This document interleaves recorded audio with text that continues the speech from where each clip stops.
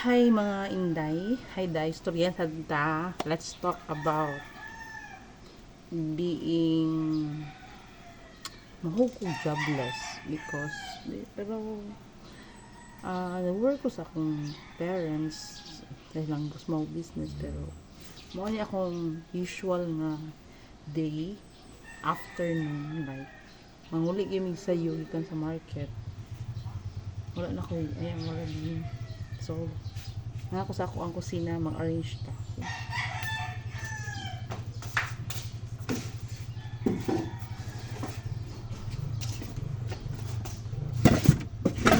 plato kananan para sa tindahan kay magluto magluto og kanon magbamig o init luto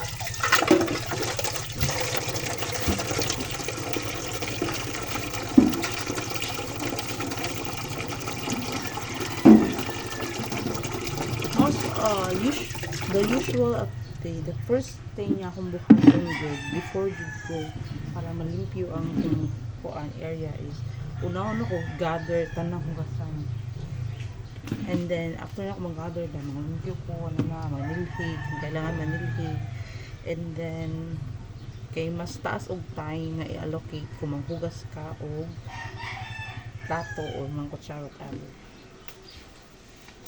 so we'll clean the table first like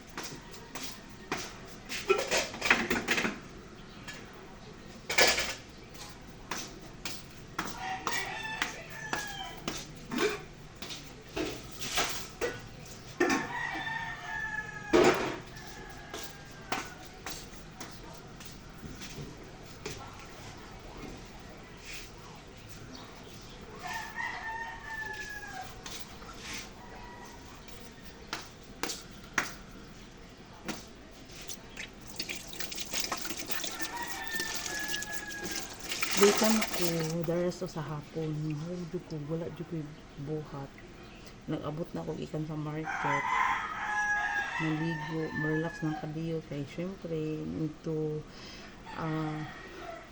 ibalik na ako kung may kusog. And then after that, there's hapon. Ano na siya, I will do my household chores. So,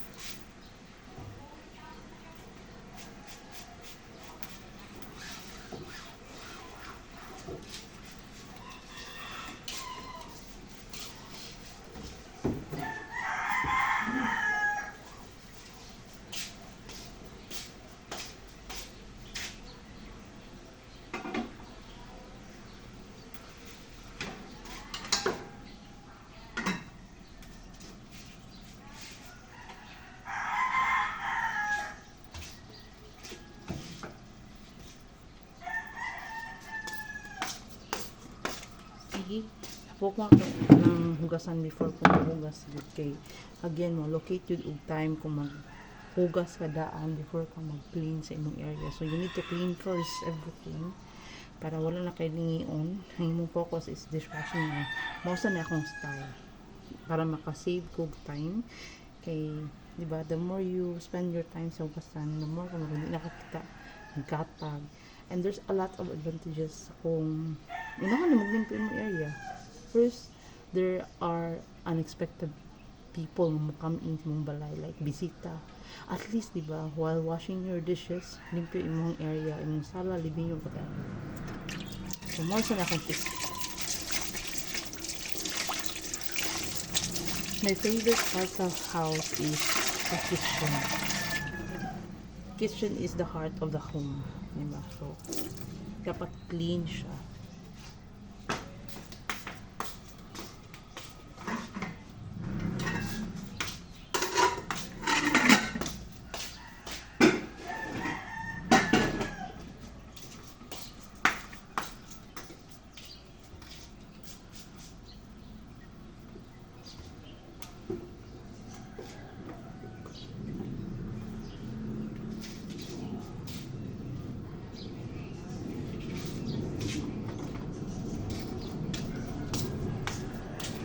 wala ni butangan ng abuan guys kanang mga kaldir, especially bagong luto na init pa, so gigamit na ko ang mga egg tray. Pero if pati na po siya na ako po siyang gamiton isog idaoban or whatever, basta before di siya maguba, di yun siya kalabay dahil muna ko siyang tanganan sa mga kaldir, especially mga init.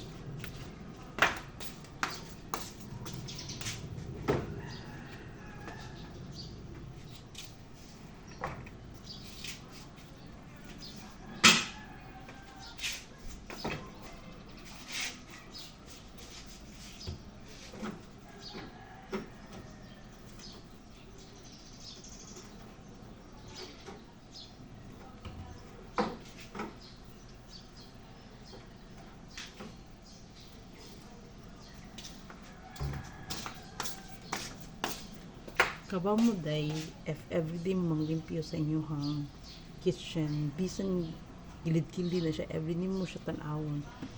There's nothing, kanang mahimo siya mapunduhan siya kugaw. If na one day nga dili ko kapangalimpyo sa kitchen, if the next day balik ko panglimpyo, dili lagi ka siya kugaw. Unlike sa wala jud ka nimo maglimpyo. Unlike sa wala jud nimo limpyo, himo ra gan tidy, nagtapok ang mga mantika.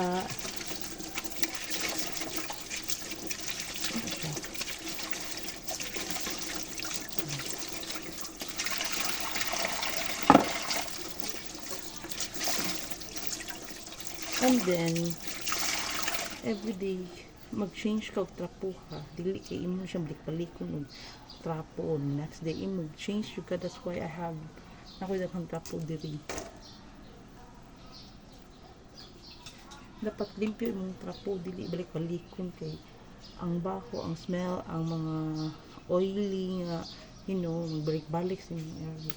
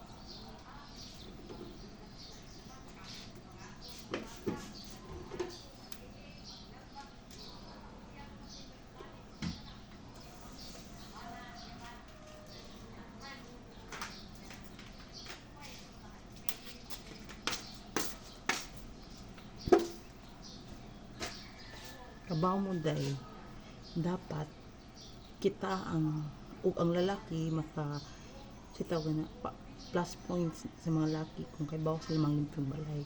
Pero kita dapat number 1 sidang kay balo matiman sa balay, because we women creating home, no?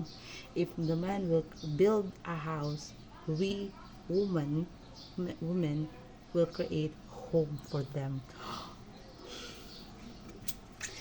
Kaduha sad akan lantig ng anad ka nga maglimpyo is there's always peace sa imuhang mind. Kung makakita ka nga imuhang area is really neat, tidy, arranged. Look at our home.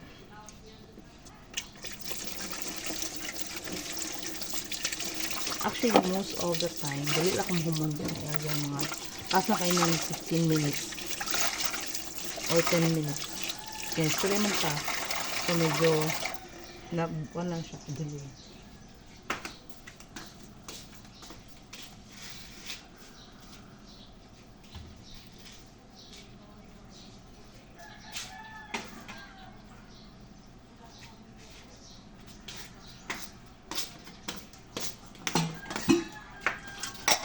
And at the same time, hindi ko mag-init ng tubig because I need to pour hot water dito sa kuan, dito sa lababo para mo drain to kuman ang mga kanang mantika or unsa kay mabago. So I used to boil water. So while boiling here,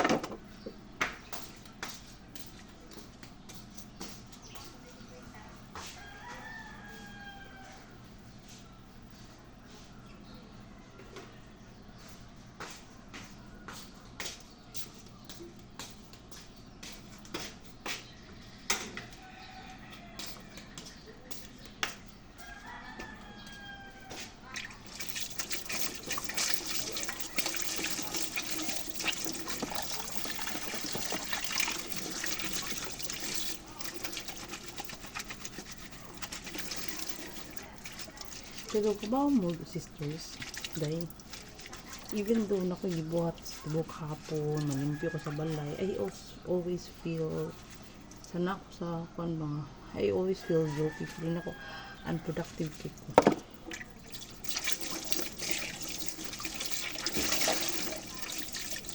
May na akong feeling dili ko satisfied.